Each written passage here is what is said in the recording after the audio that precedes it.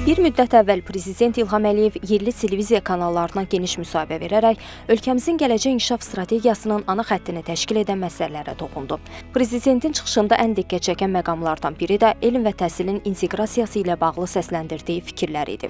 Dövlət başçısı qeyd etdi ki, müasir dünyada güclü dövlət quruculuğu yalnız yüksək texnologiyalara və elmi əsaslara söykənən təhsil sistemi ilə mümkündür. Mövzu ilə bağlı Adı Universitetinin prorektoru, Milli Məclisin deputatı Fariz İsmailzadə bildirir ki, elm və təhsilin bir-birindən ayrı fəaliyyət göstərməsi artıq keçmişdə qalıb.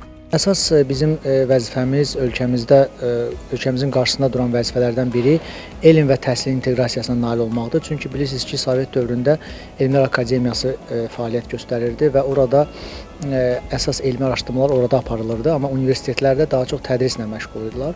Amma indiki dünya praktikası onu göstərir ki, demək olar ki, tədqiqatların böyük hissəsi universitetlərdə keçirilir, müəllimlərin, tələbələrin, aspirantların iştirakı ilə və bir növ hələ bir ayrı bir Elmlər Akademiyası ayrı bir mühitdə fəaliyyət göstərmir. Biz də Azərbaycanda bu islahatlara başlamışıq.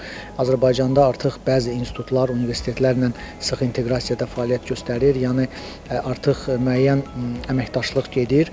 Amma ümumiyyətlə belə götürsək dünya praktikasında biz dünya standartlarından biraz geridə qalırıq, yəni elmin inkişaf standartlarından geri qalırıq. Yəni ki, universitetlərimizdə biz necə edək ki, universitetlərimizdə tək elm yox, həm də innovasiyalar inkişaf etsin, startaplar inkişaf etsin, iqtisadi inkişafa töhfə verilsin, ekosistemə töhfə verilsin. Yəni universitetlər bir növ elmi araşdırmalarla və innovasiyalarla iqtisadi oyunçuya çevrilsinlər, iqtisadi inkişafın bir lokomotivinə çevrilsinlər. Bu istiqamətdə biz gedək səylərimizi artıraq. Kimya İnstitutunun direktoru səlahiyyətlərini müvəqqəti icra edən Əfsun Sucayev isə universitetlərin elmi potensialının artırılmasının əhəmiyyətindən danışdı.